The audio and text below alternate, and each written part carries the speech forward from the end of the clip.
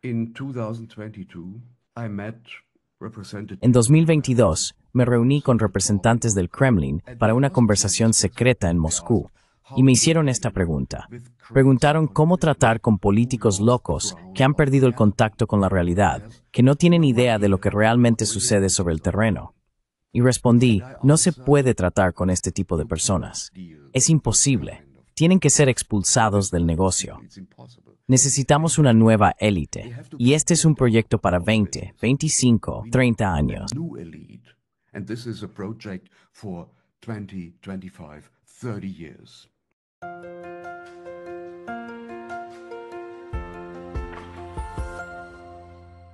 Hello everybody, this is Pascal from Neutrality Studies. Hola a todos, soy Pascal de Neutrality Studies y hoy estoy hablando una vez más con Patrick Babb, uno de los mejores y más críticos periodistas internacionales de Alemania.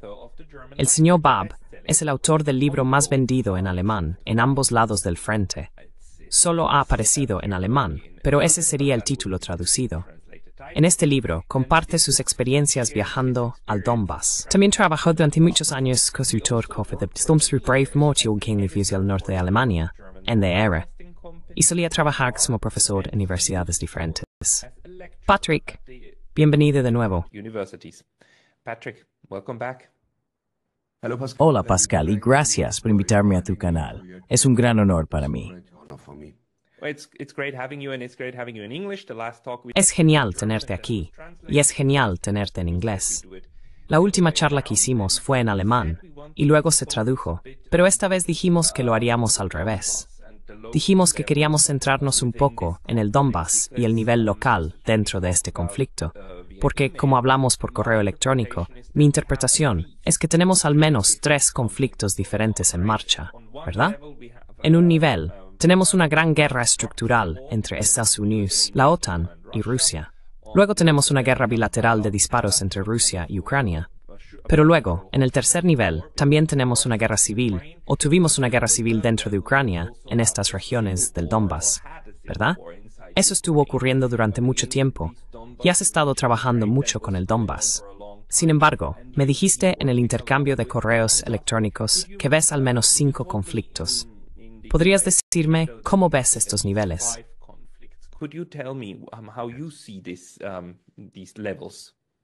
Yes, Pascal, I think the regional level Sí, Pascal, creo que el nivel regional está extremadamente entrelazado con el nivel geopolítico. Y veo 5 niveles diferentes de conflicto que están culminando en una colisión histórica en la guerra de Ucrania. La guerra ha entrado ahora en su 4º año, y veo 5 guerras en una. En primer lugar, la guerra civil ucraniana que comenzó en 2013. Luego la guerra entre Ucrania y las repúblicas separatistas de Donetsk y Lugansk. Y desde 2022, en la guerra por proporciones de Estados Unidos, la Road and la Unión con Rusia. the NATO and the European El cuarto punto es la guerra económica global sobre el declive occidental. point is the global economic war over the decline of the West. For example, the unipolar world with the United States. Por ejemplo, el mundo unipolar con Estados Unidos como hegemón y los estados emergentes del BRIC esforzándose por un mundo multipolar. Y en quinto lugar, la guerra de las élites occidentales contra su propio pueblo, la guerra de clases. Toda guerra es también una guerra de clases. Si quieres, puedo explicar eso porque el primer punto es muy interesante. Está subestimado en los medios de propaganda occidentales y en la política occidental. La guerra civil en Ucrania comenzó a más tardar con el golpe en el Maidán. Este golpe fue planeado con mucha antelación y orquestado por Estados Unidos, por la OTAN y la Unión Europea. Y esto viola la prohibición de intervención de la Carta de la ONU. El resto fue en connivencia con ultranacionalistas y fascistas ucranianos. With Ukrainian ultra-nationalists and fascists. These Galician ultra-nationalists and fascists. Estos ultranacionalistas y fascistas gallegos llevaron manifestantes militantes y miles de armas al Maidán. Anteriormente, se habían saqueado depósitos de armas y comisarías en Lviv, Ivano-Frankivsk y Ternopil. Según sus propias declaraciones, querían iniciar una guerra civil si el Maidán fracasaba, como descubrió Nikolai Petru, a quien conoces muy bien. El sector derecho fue responsable de los asesinatos en el Maidán. Alrededor de 100 personas fueron asesinadas. Esto se debe a que los francotiradores estaban en los edificios que el sector derecho había ocupado. Esto lo demuestran las investigaciones detalladas del profesor Ivan Kachanovsky de la Universidad de Ottawa.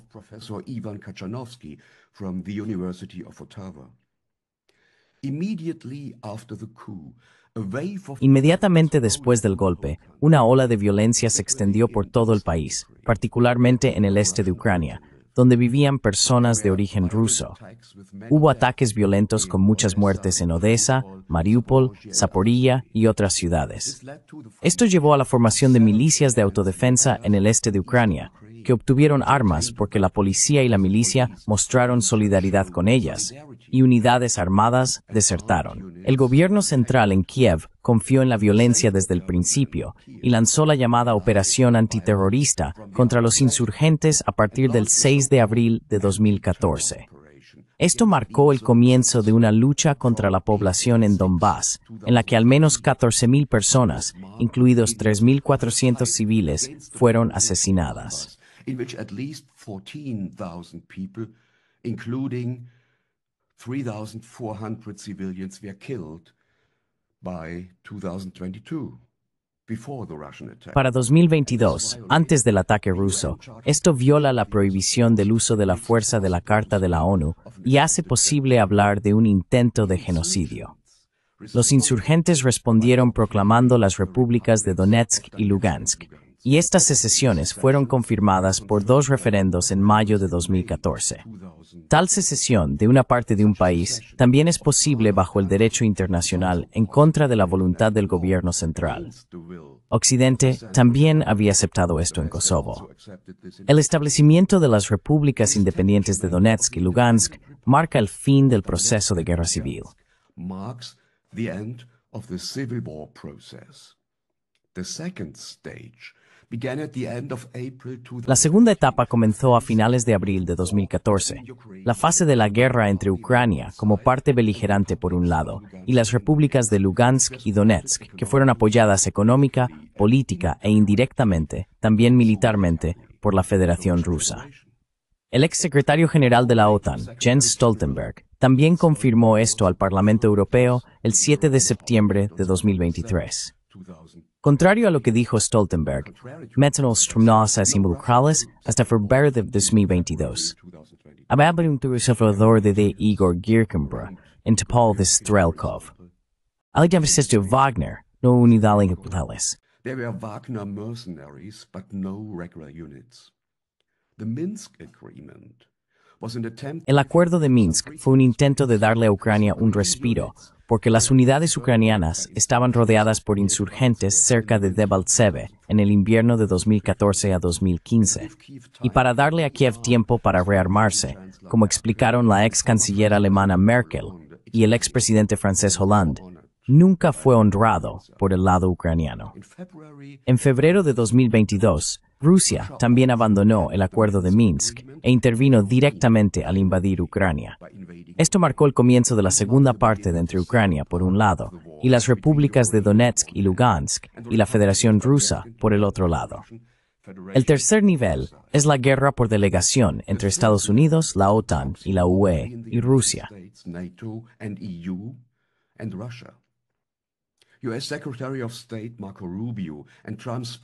El secretario de Estado de Estados Unidos, Marco Rubio, y el enviado especial de Trump, Keith Kellogg, ahora hablan de una guerra por poderes, al igual que el ex primer ministro británico Boris Johnson. Los economistas Jeffrey Sachs y muchos otros historiadores como Richard Sakwa, Nikolai Petro y Keith Van der Pyle confirman que Estados Unidos ha estado tratando de atraer a Ucrania hacia la órbita económica occidental y armarla militarmente como un baluarte contra Rusia desde su independencia en el 91. El objetivo era explotar los recursos naturales de Ucrania y rodear a Rusia. Esto tenía la intención de consolidar la posición hegemónica de Estados Unidos, porque en un mundo unipolar solo puede haber una potencia líder, Washington. There can only be one leading power, Washington. The leading power sets the rules. Everybody else has to submit. La potencia líder establece las reglas. Todos los demás tienen que someterse. Estados Unidos ha perdido esta batalla. En febrero de 2025, el secretario de Estado de Estados Unidos, Marco Rubio, reconoció que vivimos en un mundo multipolar. Las negociaciones ahora tienen lugar en Riad, no solo por la paz en Ucrania, sino que se están reclamando posiciones en todo el mundo. El cuarto nivel es la guerra económica global, librada por Occidente contra los estados BRICS, liderados por Rusia y China. Occidente también ha perdido esta batalla. Los 15 paquetes de sanciones hasta la fecha, con un total de 30.000 sanciones, estaban dirigidos a aislar a Rusia, pero resultaron ser un boomerang. Sin el petróleo y gas ruso barato, la economía alemana en particular ya no es competitiva.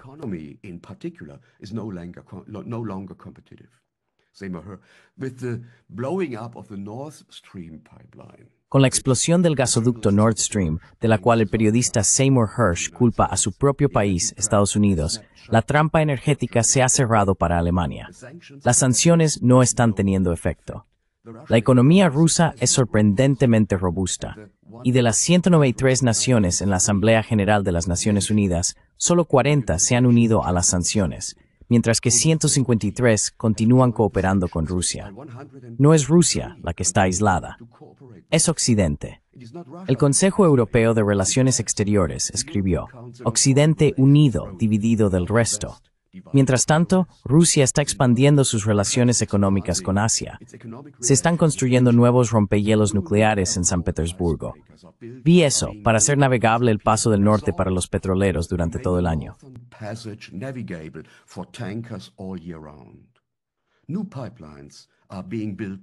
Se están construyendo nuevos oleoductos hacia China. Se están construyendo nuevas líneas de ferrocarril entre el Caspio y el Mar Negro.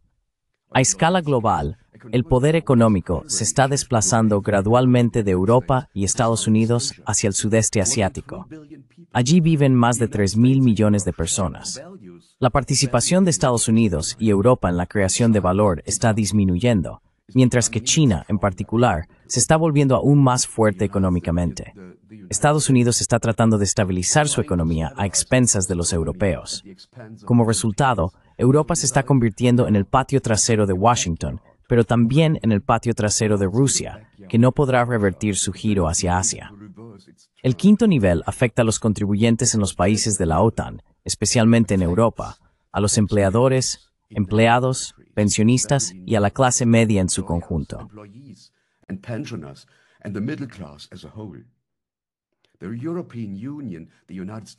La Unión Europea, los Estados Unidos y Alemania han financiado la guerra en Ucrania con cientos de miles de millones.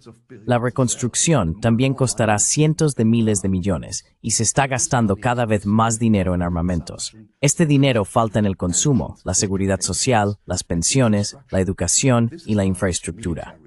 Esto no es keynesianismo militar, porque las ideas de John Maynard Keynes estaban dirigidas a fortalecer la demanda de la población. Como se puede ver, la guerra en Ucrania es también una guerra librada por los gobiernos y las corporaciones contra su propia gente. La guerra es un asalto contra la clase media y los pobres, y los priva de miles de millones, y alimenta el complejo militar industrial en los Estados Unidos. Es una guerra de clases. Estos son los 5 niveles de guerra que veo en Ucrania.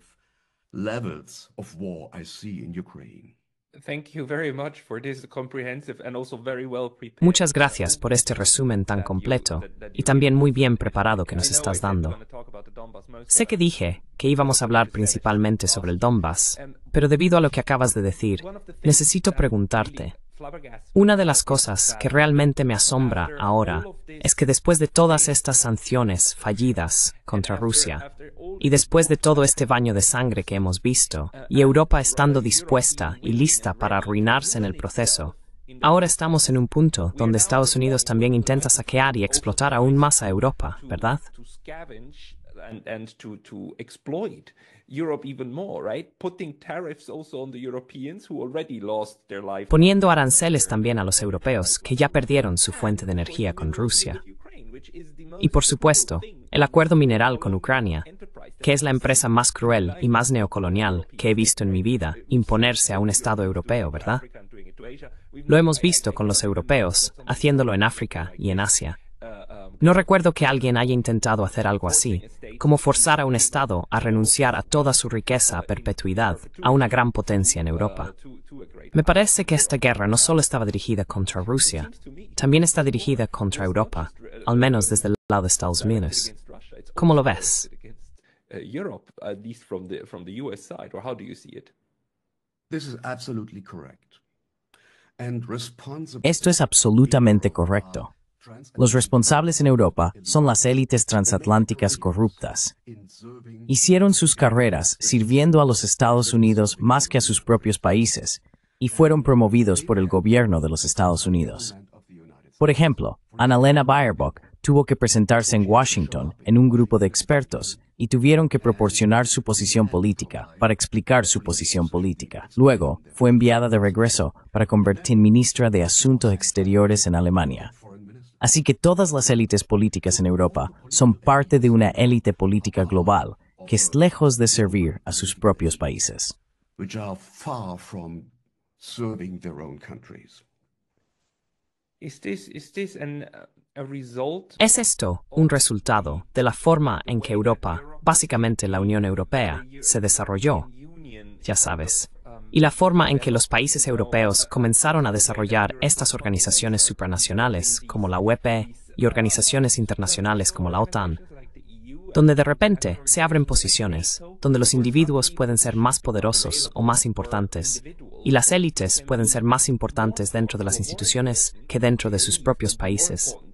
Así como sería imposible para cualquier tipo de ex primer ministro estonio asumir de repente un papel importante en los asuntos europeos, si no fuera por la UE. Y estas instituciones, sin embargo, están todas vinculadas a los Estados Unidos y controladas, por supuesto, en última instancia, con el poder residiendo en Washington. Of course, ultimately with power lying in Washington. Yes, I think so. This is one level. Sí, creo que sí. Este es un nivel. Y el otro nivel es el poder blando estadounidense. Muchos de los élites alemanas y europeas también fueron educados en organizaciones y fundaciones transatlánticas, como el German Marshall Fund, Young Global Leaders, o las fundaciones del multimillonario Soros, como la Renaissance Foundation. Y hay cientos de fundaciones de ese tipo.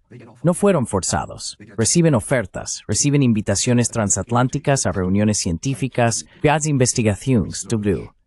Fueron promovidos a trabajos en Atlantikbrücke. In Atlantikbrücke.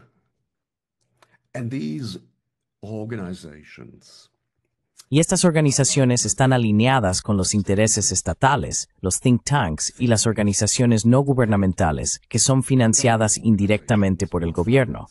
Esto forma un enorme aparato ideológico a todos los niveles, no solo a nivel de la UE o del Estado. Bajo el nivel estatal, hay muchas organizaciones no gubernamentales, y esas organizaciones no gubernamentales que son pagadas por los estados están proporcionando empleos para jóvenes académicos, y ese es todo el secreto. Está a la vista, solo tienes que verlo. That's the whole secret. It's open to your eyes. You just have to see it. It's ideological colonialism. Es colonialismo ideológico y fomento durante 40, 50 años, ya sabes, estas generaciones, ¿verdad? Y solo distribuyen el dinero, pero asegúrate de que ideológicamente permanezcan alineados. Y si la gente se sale, como Ulrike Gero y demás, por supuesto, nunca volverán a ser vistos dentro de estas estructuras, ¿verdad? Again, within these structures, right? Yes, my friend Ulrike was part of this ideology. Sí, mi amiga, Ulrike formaba parte de este país ideológico, pero un día comenzó a dudar, y de un día para otro se convirtió en una marginada, de amigos. She became an outsider. From one day to the other. She had no friends anymore. And she in used the to be. apartment. She used to be. Y solía estar en todos estos programas de entrevistas en Alemania, ¿verdad? Los más grandes, los más importantes. Y ahora esos tiempos se han ido, porque ya no está alineada. Ideológicamente, por lo tanto, te dejan caer como una papa caliente. You're dropped like a hot potato. And that's an interesting point because the Y ese es un punto interesante, porque los medios de propaganda, los medios de comunicación principales, están completamente alineados con la propaganda de la OTAN y las narrativas del aparato de seguridad. Esto es lo que muestra la ciencia de los medios, y se puede ver en todas partes. Ulrike es solo un muy buen ejemplo. El punto crucial, desde mi punto de vista, fue la Segunda Guerra de Irak en 2003, cuando el entonces canciller Gerhard Schröder, el presidente francés Chirac y el presidente ruso Putin se negaron a alinearse con Estados Unidos y atacar Irak. Entonces Washington habló de la vieja Europa y la nueva Europa. Esto fue una señal de advertencia para las élites estadounidenses. Querían reeducar a las élites europeas. Esto no debería volver a suceder. The European elites, this shouldn't happen anymore again. That was the main part. Esa fue la parte principal. Quiero decir, todo esto juega junto. Simplemente significa que no hay una cura fácil para ello, porque este colonialismo ideológico está, por supuesto, ahora profundamente arraigado en los huesos de Europa. Pero eso también explica por qué Europa está ahora tan sacudida, por qué todas estas personas no entienden lo que les pasó. Pero tal vez, mira, deberíamos centrarnos un poco en el Donbass, porque realmente pasaste mucho tiempo allí, ¿verdad? Y fuiste allí muchas veces. Y realmente quiero saber más sobre tus experiencias. ¿Cómo vivía el Donbass antes? ¿Cómo está el Donbass ahora? ¿Y cuándo estuviste allí por última vez?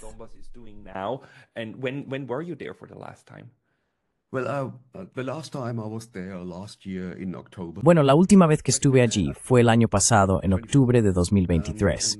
Y en este momento estoy escribiendo un libro sobre eso. He estado en el Donbass varias veces y en Ucrania varias veces. He estado en Rusia incontables veces desde 1998. Mi libro, Ambos lados de un frente, se basa en 2 de estos viajes. Bueno, esta es una larga historia. He estado trabajando para las emisoras públicas del norte de Alemania desde 1997. Había una revista para eventos alrededor del mar Báltico, el llamado Informe Báltico. Para este programa, el editor en jefe me envió a Rusia, entre otros lugares, el Báltico y Escandinavia. En realidad, era un programa turístico, pero hice películas sobre neonazis rusos, transportes ilegales de petróleo, el comercio ilegal de pasaportes de la UEWI, el hundimiento del Kursk y todo eso.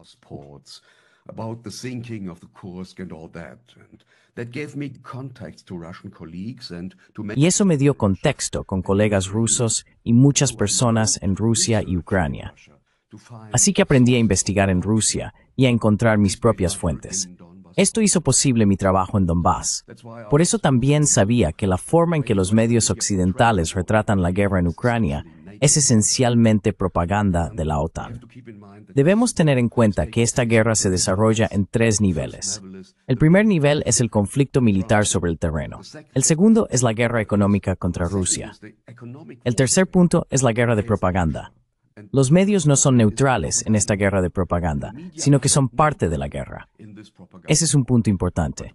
Mis impresiones principales son completamente diferentes de lo que los medios proporcionan en términos de desinformación, tengo que decir. No informan adecuadamente.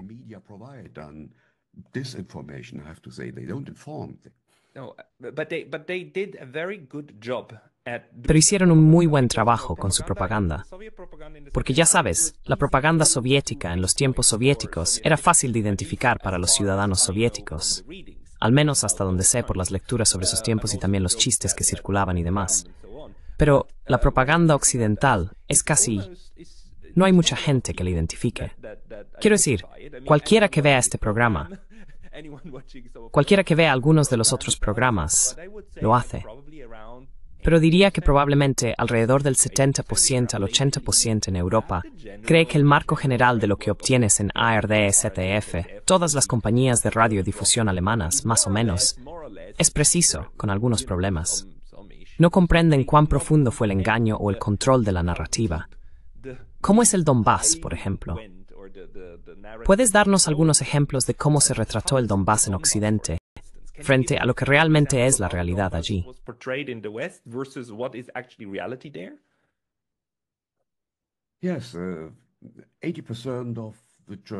Sí, el 80% de la población alemana quiere creer. Ese es el punto. Y esto está lejos de la realidad. Puedo explicar eso en detalle. Los medios de propaganda omiten la prehistoria de la guerra y las razones reales de la guerra al ignorar el golpe de Maine y la responsabilidad de la OTAN y los Estados Unidos. No consideran la situación social de la población en Ucrania. Distorsionan la situación militar y se comportan de manera inmoral porque su belicismo es responsable de cientos de miles de muertes. Juzgan mal el estado de ánimo de la población en Ucrania y en Donbass. Ocultan el genocidio cultural, las represalias contra la Iglesia Ortodoxa, las quemas de libros, la destrucción de monumentos de poetas rusos y el pronunciado culto a Bandera y al fascismo.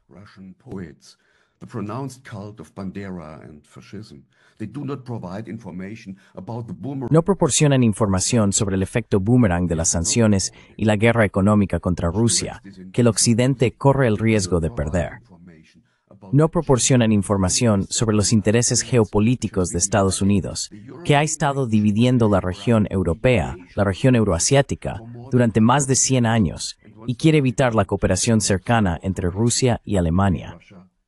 En particular, el intento de los neoconservadores estadounidenses y la administración Biden de preservar el orden mundial unipolar con Estados Unidos como hegemón y, por lo tanto, debilitar a Rusia a través de una guerra en Ucrania para luego dirigirse a China como el principal oponente.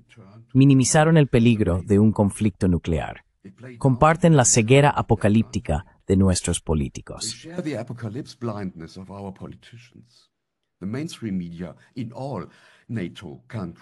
Los medios de comunicación principales en todos los países de la OTAN se alinean con la propaganda de la OTAN como limaduras de metal con un imán. Comparten la perspectiva neocolonial del estado de seguridad y difunden belicismo antirruso y racista. Todas las investigaciones de medios muestran esto. No informan, desinforman, desinforman. Un trabajo pésimo. Y mis experiencias sobre el terreno son completamente diferentes. Bueno, para mí, no era la primera vez que estaba en una zona de guerra. Desde el 99, estuve en los Balcanes, en Kosovo, y trabajé en Afganistán, y aprendí a lidiar con el peligro. Por ejemplo, en una región donde hay riesgo de minas, nunca se te permite orinar en la zanja. Tienes que ir detrás del coche, porque en la zanja puede haber minas. Pero esta guerra es mucho más dura que cualquier cosa que haya visto antes.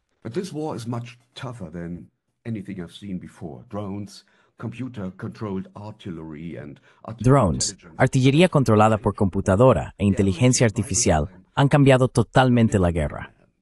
El tiempo promedio de supervivencia de un soldado de infantería en la línea del frente, según informan los soldados, era de solo 4 horas en Bakhmut. Solo 4 horas. Jesús, vi Mariupol en septiembre de 2022. La ciudad estaba destruida en un 80%, según estimo. Muchas personas vivían en sótanos.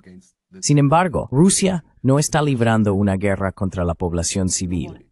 Las cifras lo demuestran. Nadie está vivo por el conteo de cuerpos. Pero las Naciones Unidas han registrado alrededor de 20,000 víctimas civiles hasta ahora. Creo que hay muchas más. Muchas no están identificadas hasta ahora. Pero este es el número más bajo de bajas civiles en comparación con todas las grandes guerras desde 1914. Cualquiera que sea el objetivo de Rusia con esta guerra, no pretende aniquilar a la población ucraniana.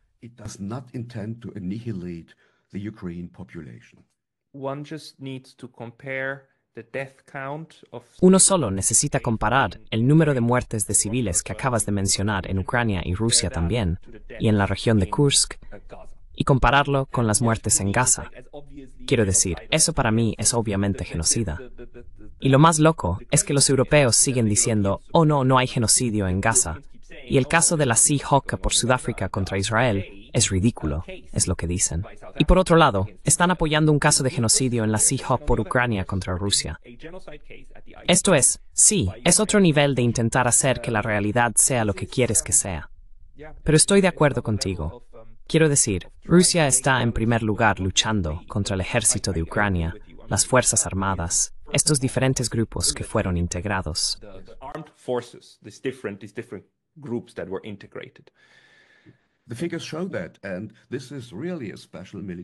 Las cifras lo demuestran. Y esta es realmente una operación militar especial contra el gobierno ucraniano y contra la OTAN en el territorio de Ucrania. Ese es el punto. Y tengo que decir que, aunque los tanques alemanes están rodando nuevamente en el Donbass hoy, no he experimentado ninguna hostilidad hacia los alemanes. Todo lo contrario. La gente hace claras distinciones entre las personas y sus gobiernos. Según el lema, los gobiernos van y vienen, las personas permanecerán.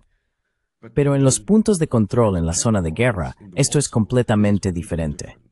Me han revisado varias veces a punta de pistola y arrestado varias veces. Fui detenido. Mi pasaporte alemán me identifica ante los soldados como miembro de un estado enemigo. Luego fui filtrado, lo que llaman filtrado.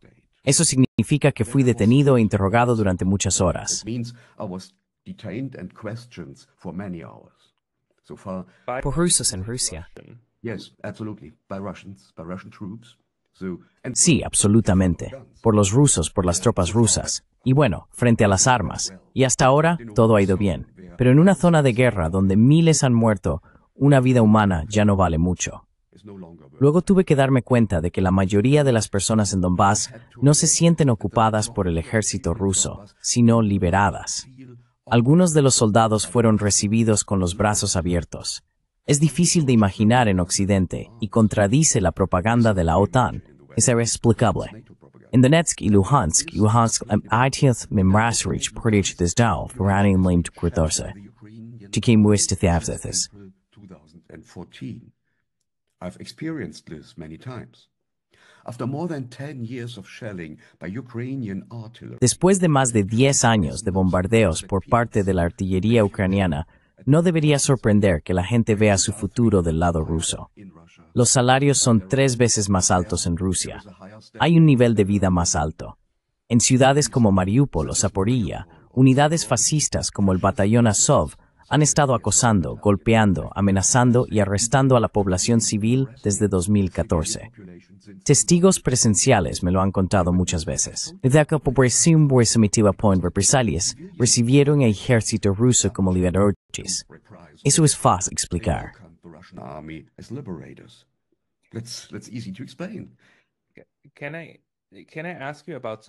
¿Puedo preguntarte algo aquí? Porque el Donbass es, por supuesto, uno de los bloques de construcción esenciales de esta horrible guerra, o una de las cosas que mantuvo la espiral de escalada en movimiento. Pero algo que nuestros medios también siempre olvidan y nunca mencionan, es que durante 8 años, entre 2014, cuando Donetsk y Lugansk, estas dos regiones u oblasts, primero dijeron, queremos ser independientes, hasta 2022, hasta como 3 o 4 días antes de la operación militar especial, toda la estrategia de Rusia fue mantenerlos allí.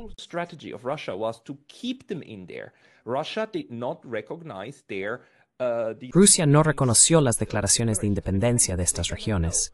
Dijeron, como no, el objetivo final, como se establece en los acuerdos de Minsk, es mantenerlos dentro de Ucrania, federalizar Ucrania y asegurarse de que Ucrania sin Crimea permanezca como está. Esa fue toda la estrategia, que es una estrategia inteligente de Rusia. Y has visitado el lugar antes de eso, antes de 2022, y luego después. ¿Puedes decirme si algo cambió en el terreno respecto a cómo la gente pensaba sobre su futuro y sobre sí mismos? Ya sabes, como personas de Luhansk, personas de Donetsk, ¿y qué estaban buscando?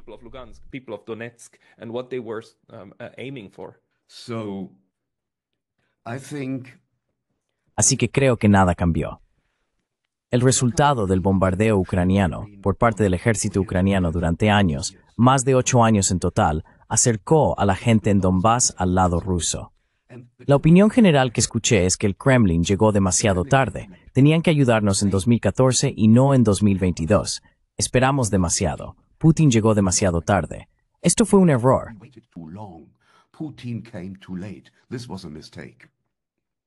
Eso es lo que se escucha sobre el sentimiento en el Donbass.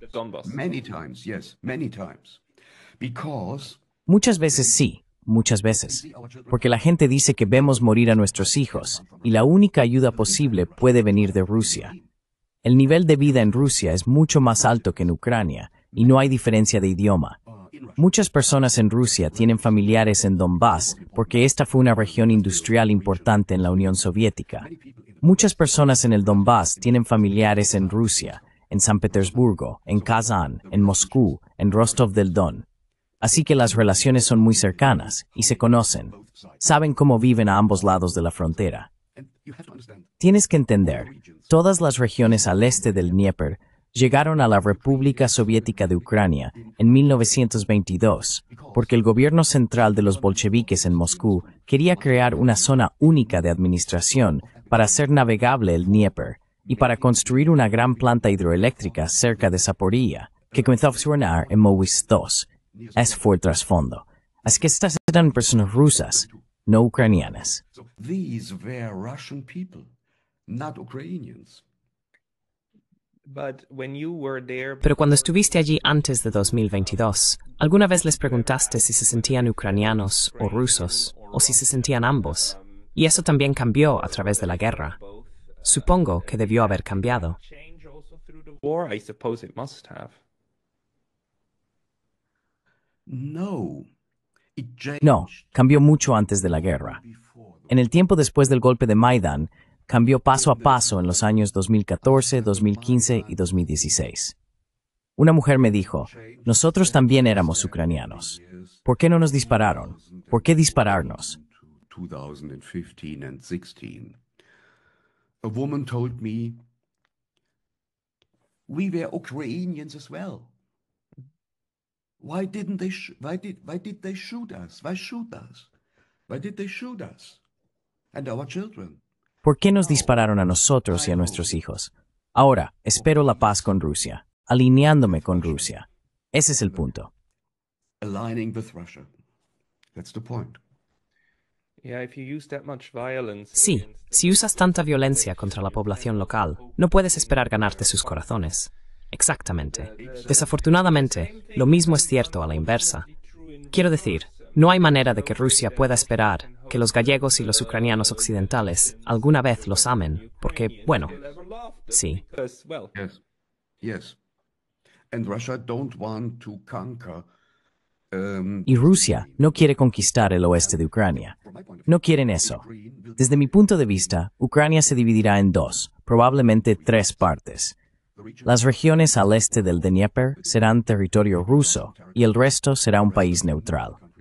Existe la posibilidad de que Polonia ocupe Galicia porque Galicia perteneció a Polonia entre las grandes guerras de 1900 a 1939. Between the great wars.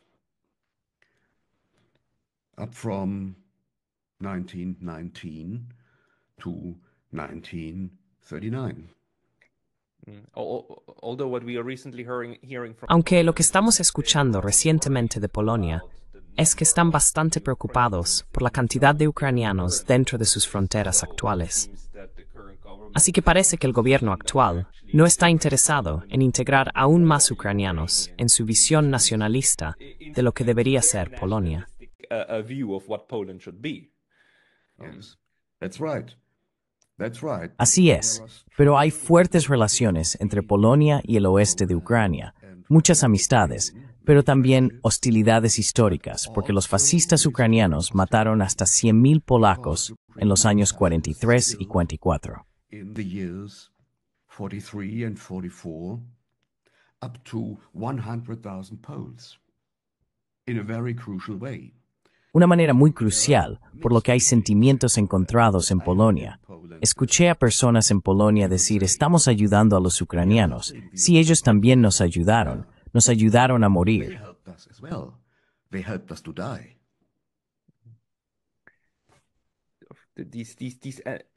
Nobody must underestimate the level of animosity. Nadie debe subestimar el nivel de animosidad dentro del continente europeo entre unos y otros. Lo que me lleva a esta pregunta. La Unión Europea, con todos sus defectos y errores, ha hecho un milagro al unir a Francia y Alemania, dos estados que históricamente amaban matarse entre sí. La Unión Europea también resolvió bastantes problemas, no lo olvidemos. Básicamente, ayudó a resolver el conflicto de Irlanda del Norte y un par de otros conflictos. Simplemente al europeizar los estados, los conflictos desaparecieron. Ahora, en este caso, hizo exactamente lo contrario. Lo empeoró. ¿Puedes explicarte por qué la Unión Europea no solo fracasó tan miserablemente, sino que en realidad hizo lo contrario de ser un proyecto de paz? But actually did the opposite of being a peace project. Ese es un punto interesante.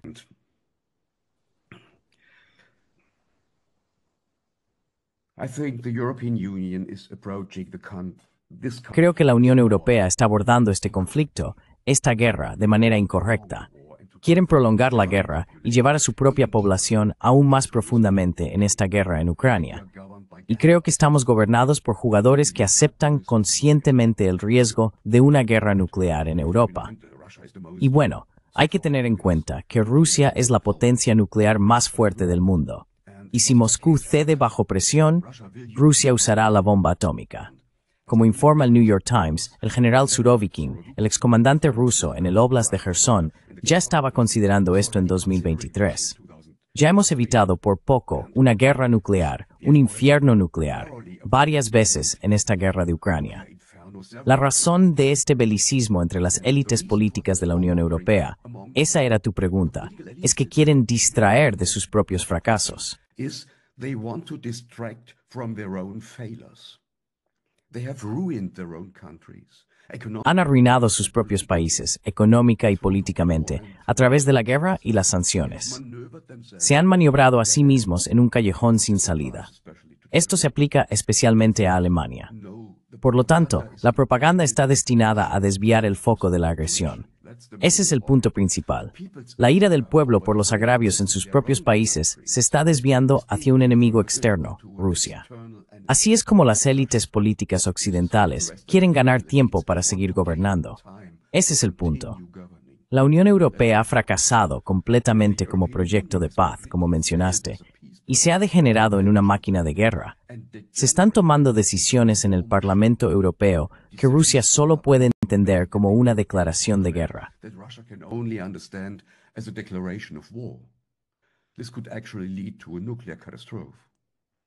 Esto podría llevar a una catástrofe nuclear. Ahora hemos llegado a una caquistocracia, el gobierno de los peores. Están aboliendo gradualmente la democracia para asegurar el dominio de los carteles de los partidos tradicionales. En cuanto al Donbass, no volverá a Ucrania. Rusia ganó la guerra y ahora quiere que se cumplan sus demandas. Ucrania está siendo dividida, lo expliqué. Cuanto más dure la guerra, menos quedará de Ucrania y más personas serán asesinadas. El cinismo de los políticos europeos también es responsable de esto.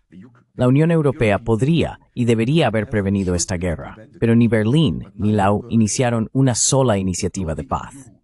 Esto significa que además de la derrota militar y el declive económico, también hay una completa bancarrota moral por parte de nuestros políticos.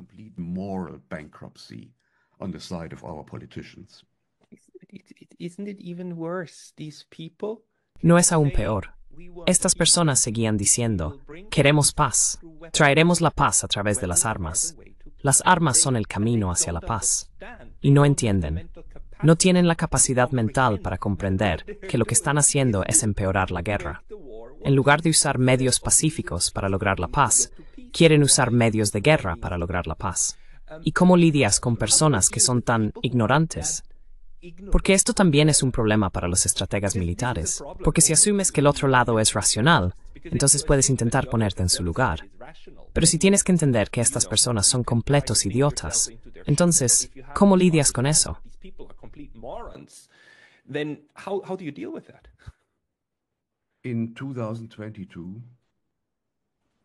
En 2022, me reuní con representantes del Kremlin para una conversación secreta en Moscú y me hicieron esta pregunta.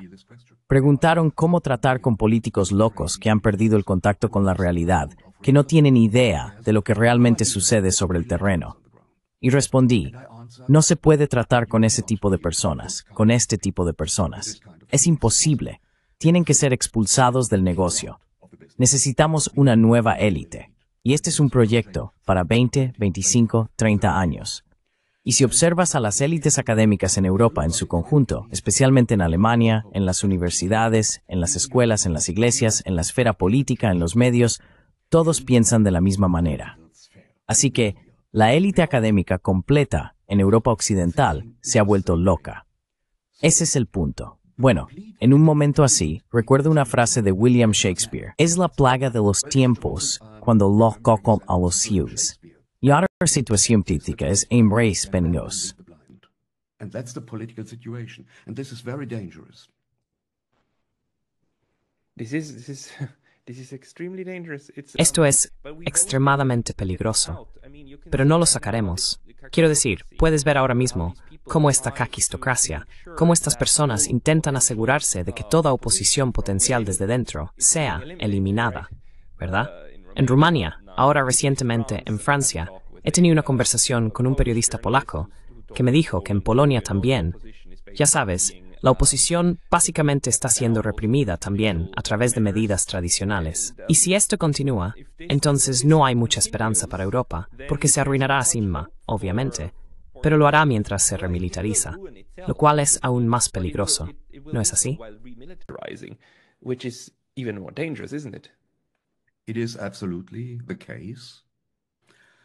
Es absolutamente el caso.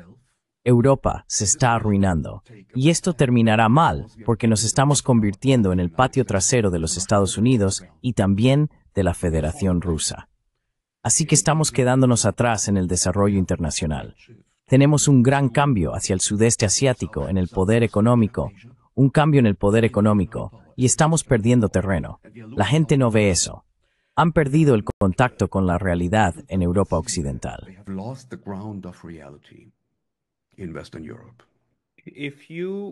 Si tuvieras 28 años, pero supieras lo que sabes hoy, quiero decir, con todas las experiencias, ¿te quedarías en Alemania e intentarías ganarte la vida allí, o realmente te irías?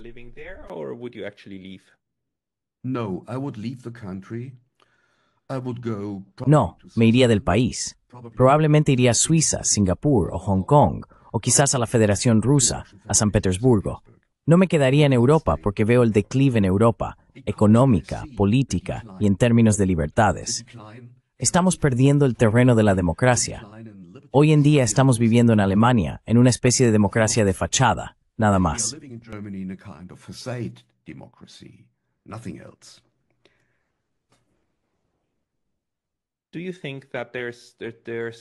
¿Crees que hay algunos mecanismos para reparar esto?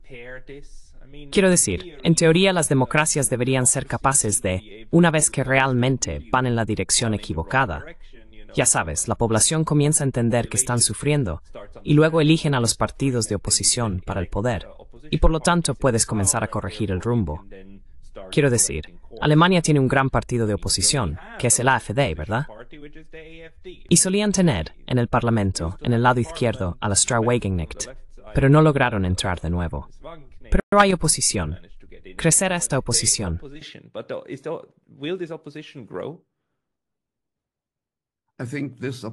Creo que esta oposición crecerá, y hay dos posibilidades. En Alemania tenemos dos partidos que están orientados hacia la paz con Rusia, el AfD y el BSB, el partido de Sarah Wagenknecht. Desde mi punto de vista, esos partidos deberían cooperar estrechamente para lograr la paz con Rusia. Si no lo hacen, el AfD se convertirá en un grupo político de derecha transatlántico, presionando a la gente en Alemania al obtener una posición de gobierno para recortar gastos de seguridad social y así sucesivamente. Este sería el camino equivocado, desde mi punto de vista. Por otro lado, la gente tiene que manifestarse por la paz. Tienen que llevar su interés por la paz a las calles. Pero en Alemania, la gente no hace eso. Bueno, responsable de la catástrofe no es solo quien la causa, sino también quien no quiere hacer algo contra este proceso.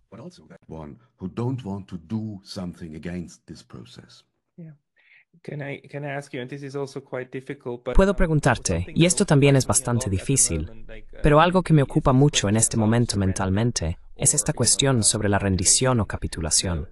Creo firmemente que una de las cosas que salvó a Japón de sufrir el mismo destino que Corea fue porque Japón pudo rendirse. Pudo hacer lo que era impensable solo meses antes. Alemania, por supuesto, no se rindió, y los rusos llegaron hasta el búnker, ¿verdad? Tomaron Berlín, y eso destruyó y vio en quarts till inget boys despadde durante 40 años.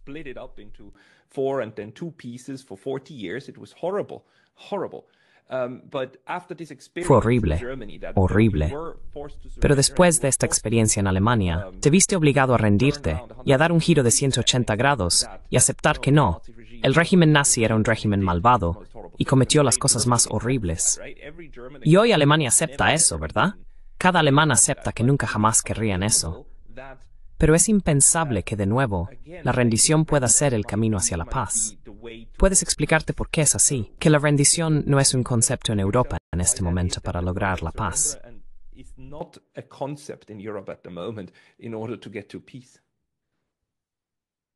Well, I agree with Professor Glenn. Bueno, estoy de acuerdo con el profesor Glenn Diesen de la Universidad del Sureste de Noruega.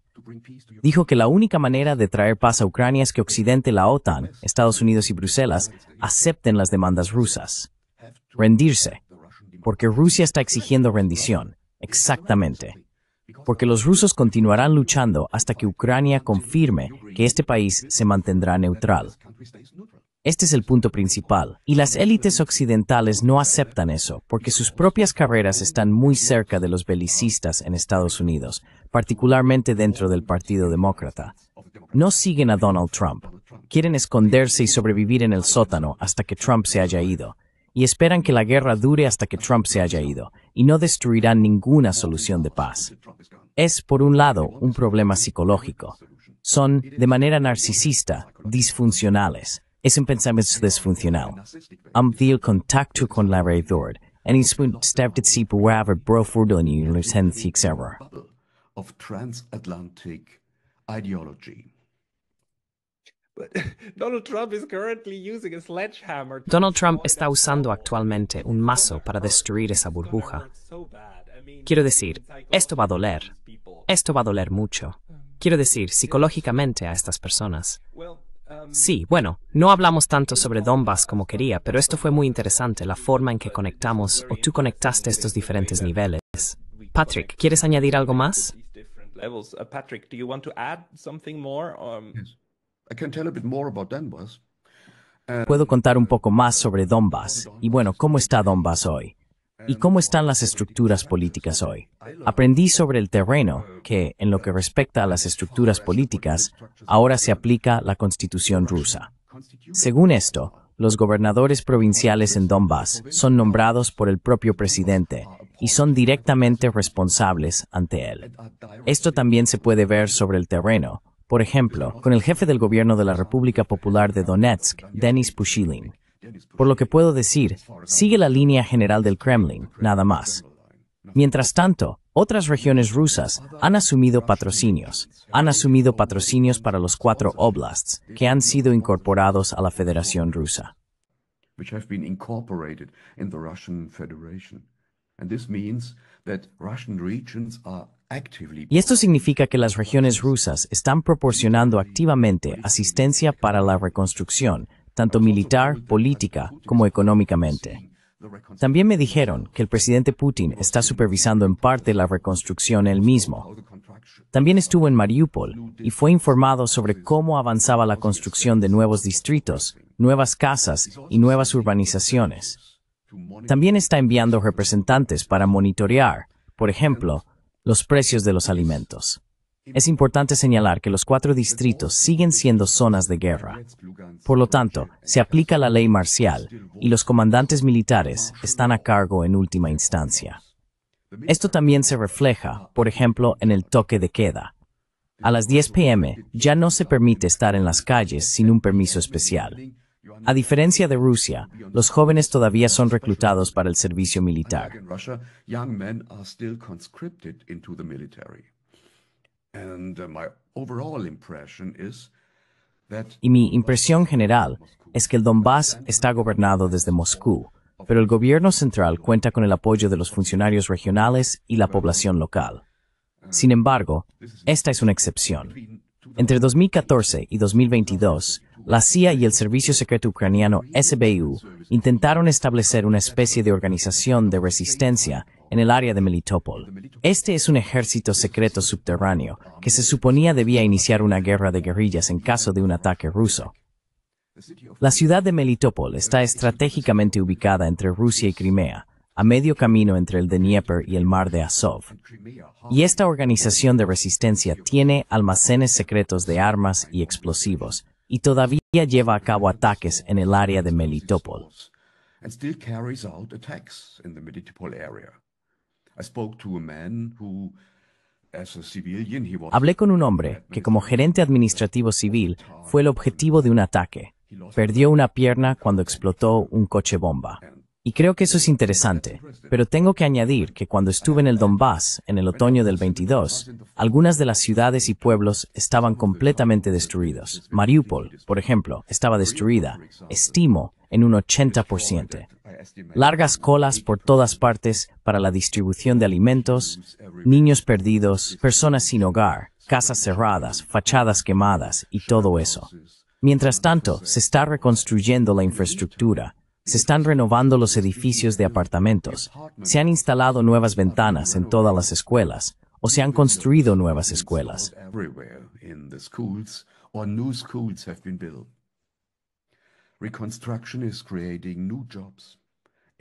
La reconstrucción está creando nuevos empleos en el Donbass. Como resultado, muchas personas que huyeron de la guerra están regresando. El Donbass es ahora una región de inmigración. Es importante señalar que Rusia ha acogido a la mayoría de los refugiados de Ucrania. La ONU habla de 2.8 millones, pero las autoridades rusas informan hasta 5 millones de refugiados. Es difícil determinar el número exacto, ya que muchas personas han sido alojadas con familiares o ahora han adquirido la ciudadanía rusa. Las pensiones ahora se han elevado al nivel ruso. Te dije que esto significa que los pensionistas tienen 3 veces más dinero en sus bolsillos que antes. Esto fortalece el poder adquisitivo y la lealtad al liderazgo también.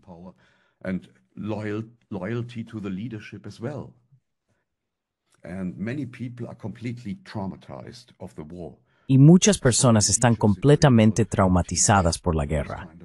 Hablé con maestros en Mariupol que enseñan a ese tipo de niños. Me dicen que cuando suena la campana en el recreo, algunos niños se esconden debajo de la mesa porque piensan que es una alerta de bomba. E incluso si las conversaciones bilaterales entre Washington y Moscú han dado lugar a un optimismo de que la guerra puede terminar, la guerra en las mentes de esos niños nunca terminará. Ese es el punto. No es un restore scare en cómo se mata las personas habla rusa, Ramallah Charnini. It is tinsiu, if le tuple, have win together if the Russos sing new chap. Especially the city of Melitopol was handed over to the Russian army without a fight. That's why there is no destruction. Por eso no hay destrucción en la ciudad. Estuve en un restaurante armenio allí, y los propietarios, la familia, no están políticamente inclinados hacia Rusia, sino hacia Ucrania. No tienen desventajas reconocibles. Pueden seguir gestionando su negocio. No hay nada.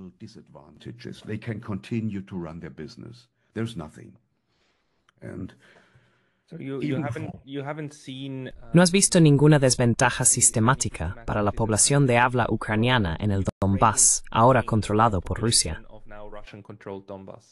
No, porque esto es normal en Rusia. Es un país multiétnico. En toda Rusia es lo mismo. Diferentes etnias, diferentes grupos de personas viven juntos. Y esto es una buena señal. Sí, esto es una buena señal. Incluso antes de la invasión rusa, todos en Donbass hablaban ruso con acento ucraniano. El ruso es ahora el idioma oficial allí. Los planes de estudio escolares se han adaptado a los planes de estudio rusos y los maestros están capacitados de acuerdo con el método ruso. Althines egenik diumutrinates en minorithikver namisen tarward borospad strubi. No haces eso.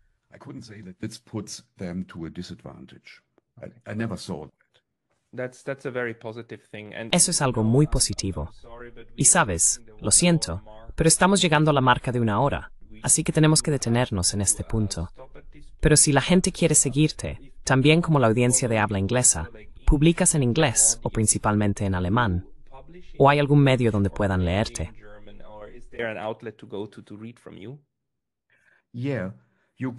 Sí, puedes leer algunos artículos en línea que he escrito en la revista canadiense, la revista Post Hill.